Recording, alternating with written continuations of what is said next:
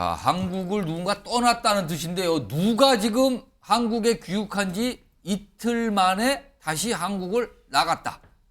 짐작되시겠죠? 어떤 분이신지요? 축구 얘기입니다. 그리고 우리나라 축구 국가대표팀 감독, 클린스만 감독 얘기입니다. 지난 8일 귀국했죠? 선수들과 함께 당시에 한 말이 있습니다. 들어보시죠. Yeah, next week I fly back home for a little bit. Then I want to go to Europe to visit.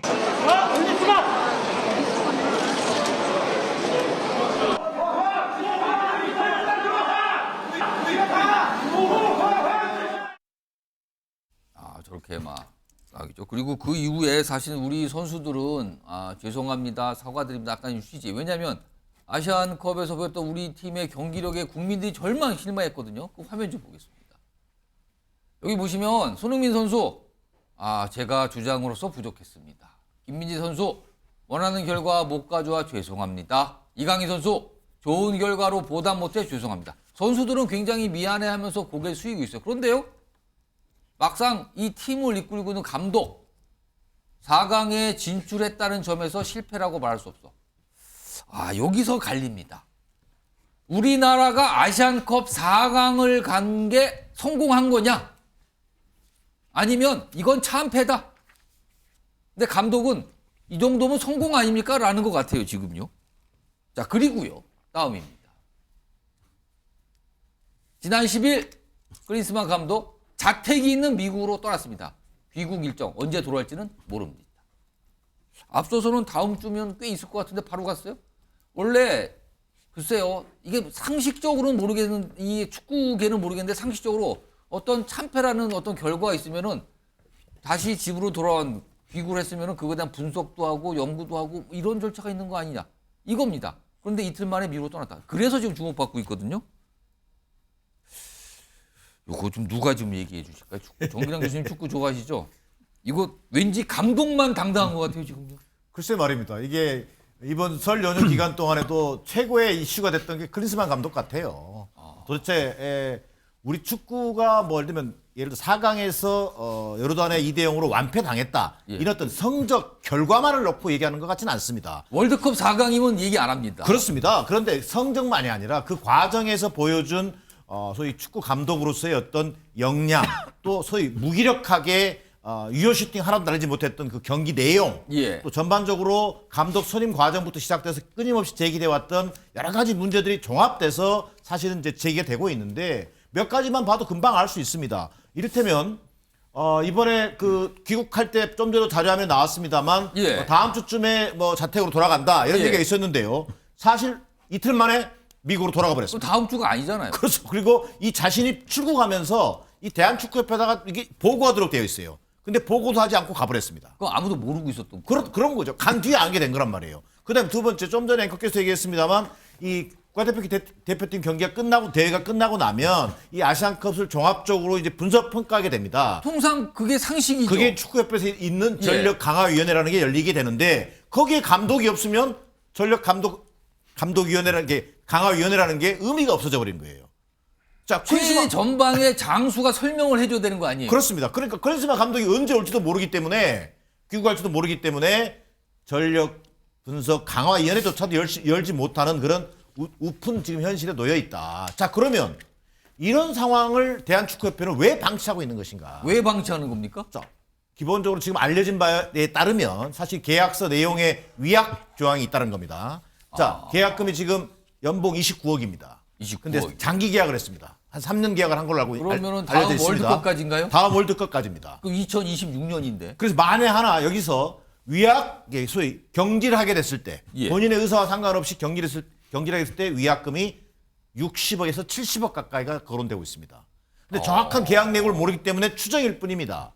자, 그러나 지금 분위기로는요, 대한축구협회가 축구협회가 또는 회장이, 예. 정용구 회장인데요, 숨어 있을 일이 아니다. 지금 대한축구협회가 보여주는 모습은 그저 클린스만 감독이 비난받고 있는 상황에 숨어 있습니다. 예. 이 여론이 그저 조용해지기만을 기다리고 있습니다. 그러나 제가 볼 때는 대한축구협회가 정말 이것은 해서는 안 되는 역할을 하고 있는 것이다. 당당하게 국민들 앞에 나서서 경질이면 경질, 해임은 해임, 책임 있는 모습을 축구협회장이 보여줘야 된다. 그런데 지금 클린스만 감독 비난 그 뒤에 숨어서 예. 축구협회가 이 비난 물결이 좀 가시기만을 기다리고 있는 모습이 오히려 더 우리 축구 팬과 국민들의 분노를 만들어내고 있다고 보여집니다. 지금 상황이 이렇기 때문에 축구 전문가들도 뭐라고 지적을 하고 있고요. 정치권에서도 목소리가 나와요. 목소리 들어보겠습니다. 귀국장에서의 또 기자회견이 있었잖아요. 네, 그 기자회견에서도 예. 제가 개인적으로 느끼는 것은 예. 공감 능력이랄지 직업 윤리랄지 예. 이런 부분이 결여된 분이구나라는 제가 2단계에서 드릴 수 있는 말씀은 여전히 대한축구협회는 계속 주시를 해왔고 평가를 해왔고 예. 분석을 해왔고 예. 그에 관한 논의를 할 것이다라는. 근데 이번에 축구하는 거 보니까 저 감독 저 갈아쳐야 되겠습니다. 클린스만 감독. 저 나는 그게 참 화가 나는 게 예. 대한민국을 얼마나 깔을 보면 음. 감독이라는 사람이 와가지고 선수들과 호흡할 생각 안 하고 밖에서 놀다가 해외에서. 어쩌다가 아르바이트 겸 한국 가면 또 왔다가 역시 변호사님. 네네. 홍준표 시장의 말은 밖에서 놀다가 뭐 아르바이트 했다 무슨 말입니까? 이게 무슨 일 갖고 얘기하는 겁니까? 이게? 그러니까 기본적으로 제가 알고 있기로도 클린스만 감독이 한국의 국가대표 감독임에도 불구하고 예. 한국에 있는 시간이 얼마 안 된대요. 그냥 감독인데? 대부분의 시간을 미국에서 근무했대요. 그다음에 심지어 뭐 연봉 29억이 그렇게 많은 돈이 아니다라고 생각을 했는지 예. 알바까지 뛰었다는 거 아니겠습니까? 알바요? 예, ESPN 같은 데 나가가지고 패널로 나가가지고 스포츠 방송 그렇죠. 뭐 그런 이야기도 하고 감독인데? 그다음에 이제 감독이라고 하면 히딩크처럼 뭐 박지성 같은 그러한 국내 선수 유명한 자원을 발굴해가지고 예. 키우는 게 그게 대표적인 거 아니겠습니까? 그런데 계속 한다라고 한 이야기가 뭐 유럽이나 이렇게 다니면서 뭐 EPL 그 프리미어리그 가가지고 손흥민 잘하나? 아니 손흥민 잘하지 않습니까? 파리 생제르맹 가가지고 이강인 잘하나? 뭐 그냥 그거 잘하는지 아는데 굳이 안 봐도 되는 거 아닙니까? 그런데 거기까지 가가지고 김민재 잘하나 이러고 있다라고 하니까 제가 봤을 때는요.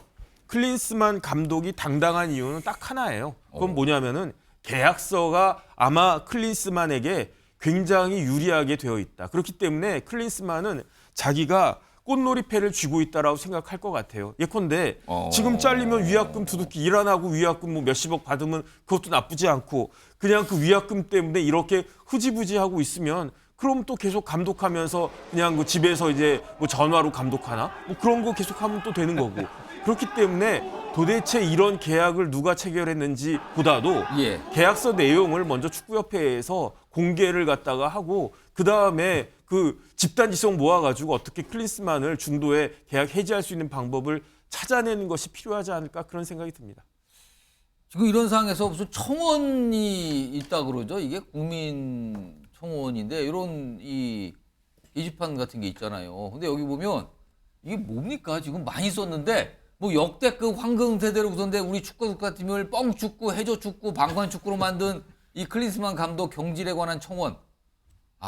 그러니까 감독으로 경질해달라는 이런 청원이 올라와 있군요. 지금요. 이 정도입니다. 지금. 김영주 전 의원님. 네, 이쯤 되면 축구협회가 좀 입장을 진지하게 좀 내야 되는 거 아닙니까? 그렇습니다. 이제 이게 아마 우선은 그 촉발된 계기가 말레이시아전에 경기는 3대3으로 해서 뭐 비길 수도 있는데 예. 그때 보여줬던 감독의 표정입니다. 표정이 너무 해맑아요. 그렇게 그 택도 아닌 100위권 밖에 있는 말레이시아하고 선수들은 거의 쓰러질 거라 판이었어요. 하는데 예. 감독이 초조감이라든지 긴장성이 없어 그냥 앉아서 웃으면서 보고 있는. 그래서 오죽하면 중국에서 이거 일부러 작전이다. 져주는 거 아니냐 일본하고 붙기 싫어서 이런 얘기가 한 번 있었어요 이미.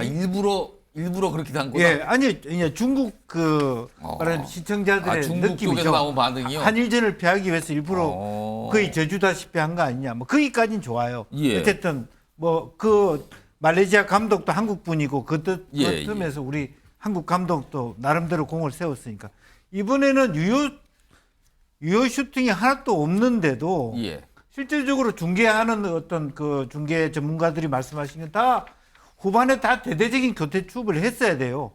후반전 초입에. 예. 모든 해설가들이 그 얘기를 하는데 근데- 끝까지 그 제가 감독을 하더라도 한 번도 안 뛰어본 팔팔한 젊은 선수 투입했을 것 같아요. 그런데 거의 김민재 선수가 없다라는 그 이유 하나로 다른 선수들 작전 변경 없이 끝까지 갔다는 게 정말 무능하고 지금까지 4강까지 간 것도 보면 예. 손흥민 주장의 리더십이지 감독의 리더십이라고 국민들이 못 느끼는 거예요.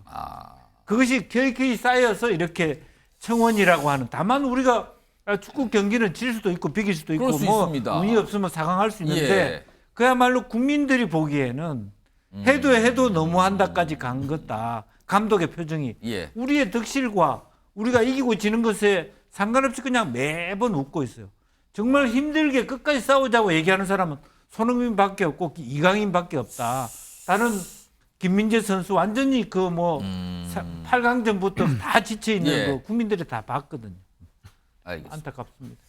우리가 외국인 감독을 참 많이 경험했는데 과거에 히딩크 감독과 지금의 클린스만 감독은 참 차이가 많이 나네요.